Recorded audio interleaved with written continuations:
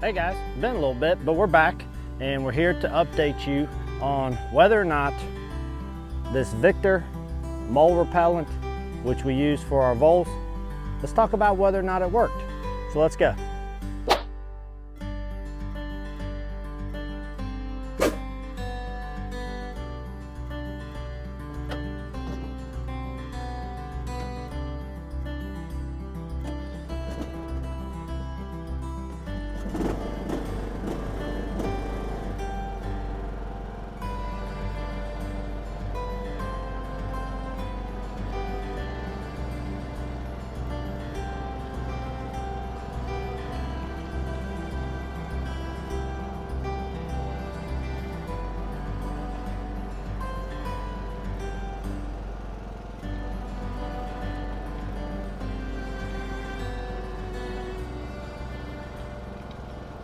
So guys, number one, I apologize for the little break that we've had.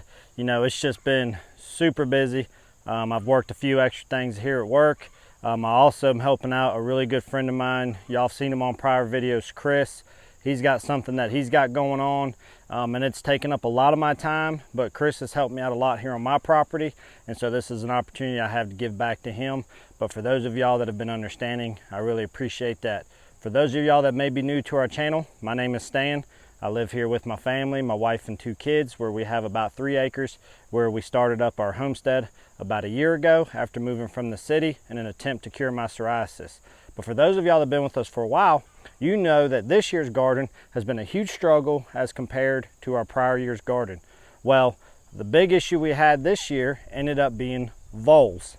We battled some deer issues in the beginning, then we had some drought, and then once things finally started rolling pretty good, the voles came. I've never had a vole problem. Some of you all gave me some advice on how to address this, which resulted in us purchasing this product right here.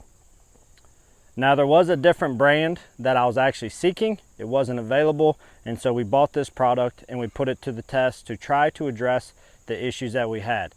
So let's discuss, did it work, and should you attempt to use this stuff as well? I've also had private conversations with some of you since using this product who gave me some other tips and tricks as well, and I'll share a little bit of that with you all as well. So let's talk about right now, did this work? I tell you what, these cucamelons make for an awesome shaded area in the garden when I'm working, and it's super hot, and today is no exception. It's going to be about 94 to 95 degrees, and the humidity is through the roof today. It's already only about 8:30 in the morning, and it is hot. So after we talk about this Victor Vole repellent and mole repellent and how well it did, we're actually going to pull a couple extra watermelons from down here that are kind of on the smaller side, and we're going to go ahead and give those to the pigs and the chickens, and they love it, and it gives them good hydration and some electrolytes. But we'll haul those out here in just a minute. But let me show you about this product. So for those of y'all that may have missed it from the previous video, which I'll put a link up above about where we first tried this out, this is now about 2.5 weeks out from trying this product, and this is the Victor Mole and Gopher Repellent. Inside of the description though, it does specify voles as well, which you can also see right down there that it has it listed. And it's an easy application. We just simply attach it to the hose here, turn this dial right here, and that gives you a constant flow. And so for those that are wondering why we went with this product, it's because we try to do our garden as natural and organic as we possibly can. And this right here is 100% castor oil, which comes from, I believe it's called the castor bean. It doesn't cause any issues. And at the end of the day, the root of it is supposed to be that the voles do not like the smell and do not like the taste that it puts into the roots and on the plant, which therefore makes them not want to mess with it. We first applied this to our garden, which is about a 50-foot by about 75 feet in the longest area. And we applied half of this bottle. After I applied it, we actually seemed like it had really ceased our issue for about the first 4 or 5 days. But then, after about the 5th day, I came outside and I did see the first sign that the voles were still present. So if you look here now, you can tell that all of the red noodle beans have died off. And the issue ended up being was this one was still good. Well, I ended up 4 days later, may have been 5, I did have this plant get chewed up. And if I bring you over here, you can see this healthy pepper plant but then this one right here ended up getting some damage as well from a vole. Had a hole right here and it chewed the base. Now fortunately, those were the only two plants that had any damage whatsoever, and I did not see any other holes throughout the garden. So that told me really quickly that I didn't have significant pressure from the voles, but I needed to go ahead and address it. So I had only used half of that bottle, so I went ahead and used the other half again right away. And I used it up completely on the rest of the garden. Now I am happy to tell you that since then, we have now made it about a week and a half, and I have not seen another issue with the vole pressure. Now something else I did with the second time was the first application, I just put it in the area of where the plants were and at the base of them. And I tried to mostly focus on the roots, keeping as little bit of it off of the leaves as possible. Well, the second time I did that again, but then what I had left towards the end after I did that, I actually did a perimeter spray around the garden, thinking if I can repel the voles out and I can get a good saturation to the exterior, maybe that will keep them from wanting to re-enter the garden. And I'm very happy to report that a week and a half later, we do not have any signs of vole pressure as of now. Hopefully that will sustain us as we get through this last little bit of our growing season here for the summer, but time will tell. So far with the product, I would say that it is effective. I think it's just the matter of figuring out how much you need to apply, and I think it's waiting to see of how long it will overall be effective. Now, since I have done the application the second time, we have had 2 rains that weren't substantial. They were probably about 15 to 20 minutes of a pop-up storm that rained really hard, but the storm did not last very long and the ground dried up very quickly. So it wasn't like a hard saturating rain over a long period of time. So far that did not seem to reduce the effectiveness of that second application so far, but time will tell. We're supposed to be getting a possibility of a lot of rain here later on this week, so we'll see if we notice any issues after that. So I would recommend you using this product if you have something, if you want a quick, easy application, but it very well may be something that you have to apply more regular than what you expect. Now, let's talk about some of the tips and tricks that some of you all shared in addition to what I used. Now, several people did comment to me saying that the castor oil is effective, but oftentimes that they found that that in and of itself was not enough to rid their vole problem. So some people recommended adding cayenne pepper or something that is of a spicy nature, that the moles and voles do not like that type of stuff down in the hole, and to just really pack it down into where you know that they tunnel and where their holes may be, to try to use that as another way to effectively try to rid them. And then probably the most common thing that people told me to try was going to be one of those solar powered emitters that you can put in various parts of the garden that emits, I guess it's a signal or a sound or something of that nature that keeps the voles from wanting to come in. And that is something that when we go into our garden of next year, that I will look at putting in here when I can plan and prepare ahead of time and put it in here as we very first get started. Now, another big key if you're going to use a castor oil spray is obviously it is oil. It will coat your products that you have. And so you do not want to apply it in the heat of the day. I typically would come out here as the sun was starting to lower, late in the evening, and so that way it could really soak in and dry out before the morning sun came. So that is something also to think about, because you can choke out your plants, and that was shared to me by many of our viewers as something to be mindful of, so I want to share that with you all as well. So there's the update on whether or not the castor oil spray worked. But while we're down here in the garden too, let me show you, even though our garden has not been super impressive this year, I am happy with what we're being able to do here on the latter part, because we refuse to give up and we refuse to quit. And although it's not as good as last year, it's better than nothing. So let me show you a couple things we got new that's going on out here that maybe you didn't see last time we talked about our garden in recent videos, since it's been a few weeks. So the first awesome thing is, look at these awesome big tomatoes that we got forming up. I mean, like this guy here is slap loaded with some good sized tomatoes. There's 3 right there in one little cluster, and we got several others that are coming in. These are going to be from our Cherokee purples, so they still got a ways to go. They're good size, but they're plenty green, but they're starting to lighten up in their green color, so hopefully we'll get a transition in color here pretty soon. We got quite a few more right here, and there's about 2 or 3 more plants down there with some. And then while we're still talking about tomatoes, check this out.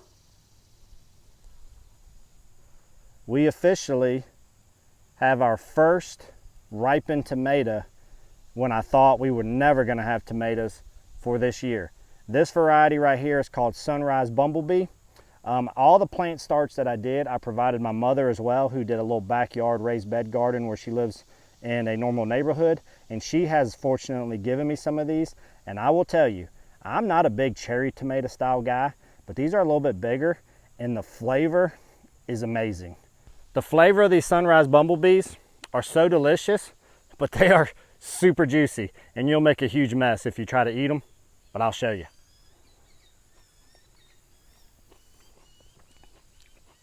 They almost have a sweetness to them. It's not sweet like you think of candy, but compared to normal tomatoes, they are quite sweet with a really nice, beautiful yellow flesh inside of them. I'm not a cherry tomato fan. I love slicing tomatoes, but these I really, really, really like. Oh, looky here. Look right here, I just noticed. Let's correct that. This will be the first 2 ripened tomatoes that we got. We won't tell Mrs. Rocky Creek. This one's not gonna make it up there either. Now, some more stuff we got going on. As you can see, our peppers are really starting to do really well. We've got a couple different varieties. This one's got a little bit of damage on it. I have picked quite a few of these jalapenos already. I've probably picked about, I don't know, a dozen to 20 of them or so. But they're all doing really well now. They're coming in full bore. And then if you look right here, we do have some various squashes going on. These are not summer squash. These are more of like a fall type squash. They're sort of like a butternut and longer. And you can see that they're starting to form up here. And we got a couple more that are starting to bloom out here. So we should get some of those guys pretty soon. We got another variety of pepper here that is more like a peppercini, but a little bit larger. And this guy right here, I've already picked them off, but it had about 3 or 4 smaller bell peppers on it. So the peppers are really doing well. Now, still talking about the squash, you can see here, I do have a variety of summer squash. We got kind of like a patty pan squash that are starting to form up. And we got a few more down here on this guy, one there and one right there. And then in terms of regular cucumbers, I mean, we're getting a huge amount of regular cucumbers now. I mean, more so that I'm actually feeding them to the livestock quite often and giving a lot of them away. And we're literally eating cucumbers every day with dinner. So we're doing fantastic with our cucumbers now. This here is our tallest sunflower. I'm 5'10", and I don't know how high my arm reach goes, probably to about 6.5 or so feet. So this sunflower now is probably holding at about 7 foot tall, as is this guy's pretty close to it as well. So that's not too bad for this year's sunflower. We only had 1 sunflower grow and bloom last year, so we are definitely doing much better with our sunflowers this year. Now, status on the watermelons. I do have some orange glows starting to go. So here's our biggest orange glow right now. It's a little bit bigger than my hand. There's a couple other smaller ones starting to form up. And then our strawberry watermelons, we got, you can't see it through there, but there's one small one there. There's another small one in there behind all these zinnia flowers. And then we got a pretty big one right here that still needs to be harvested. And then of course all these beautiful zinnia flowers are blooming gorgeously. They're doing awesome. I love these things. So overall, guys, the garden, now that we've got the vole situation taken care of, is doing much better. Check this out, we got some visitors. They love the cucamelons. So these guys literally just come walking down here. So what they like for me to do is I'll pull a bunch of cucamelons off and toss them out there for them because I have so many, and they usually like to eat them pretty good. We see you, brother. So, but surprisingly, even though I keep giving them the cucamelons, they've never tried to come inside the actual garden. So it's actually been kind of cool. I may come to regret it one day because they'll decide they want them and don't want to wait on me. But so far, they've been respecting it. So we'll throw them to them, but I'm not kidding you. We probably have about 10 to 12 deer that have been around our property or on our property every day for probably the last month or 2. So guys, enough talking about the garden. Things are going well. Try out that product if you're having a vole issue, but just know that I don't know yet the long-term effects of it, but for the last 2 weeks it has helped us out. But I'm gonna pull these 2 smaller watermelons because we have already harvested probably over a dozen watermelons and we can't have any more watermelon. But since it's so hot, let's get one to the pigs and let's get one to the chickens so they can have some hydration and some electrolytes to help them with today.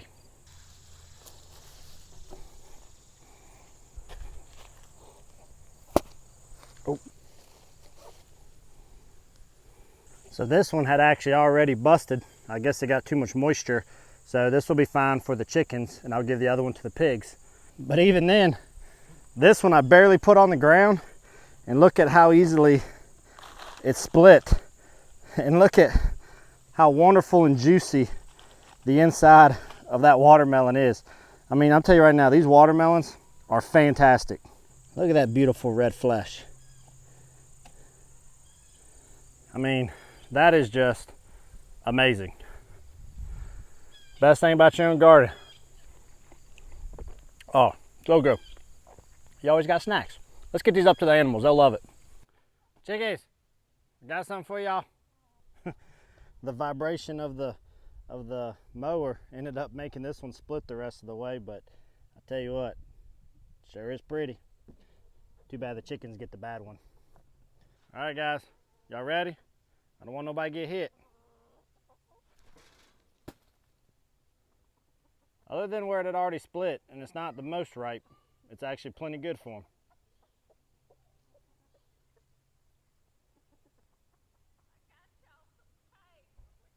So after we threw the watermelon in, I had to stop recording for a minute. Great thing is we posted on Instagram recently about us loading up some produce in the gorilla cart and riding around to our neighbors and delivering some of it to them that we had extra. Well, one of my neighbors, I gave them a dozen of eggs. Didn't ask for it, but the great thing is in return, homemade pound cake. She said I gave her eggs, she provided me cake. That's a good deal. It's a little word of advice. If you're gonna homestead, make friends with your neighbors. Number one, they won't ever really complain about what you're doing if your animals get a little loud or something goes on, or maybe you might have an animal accidentally escape. Less likely to have a problem. Secondly, you might end up with cake, and everybody loves cake.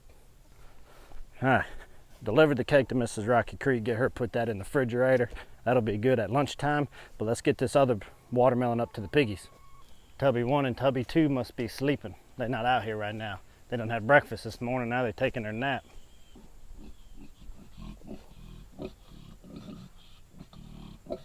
Y'all do realize eventually you're not both gonna fit in here. Oh, Miss Olivia. May. Oh, jeez. Oh, you're so big.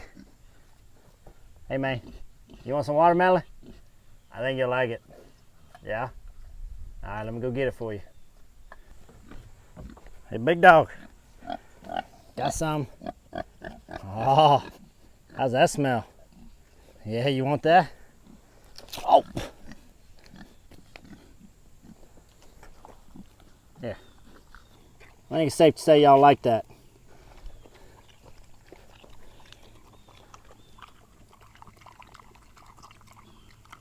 This is gonna be like a Lady and the Tramp scene, but instead of spaghetti, 2 pigs end up kissing through watermelon. Mater, dude, you're next level sloppy.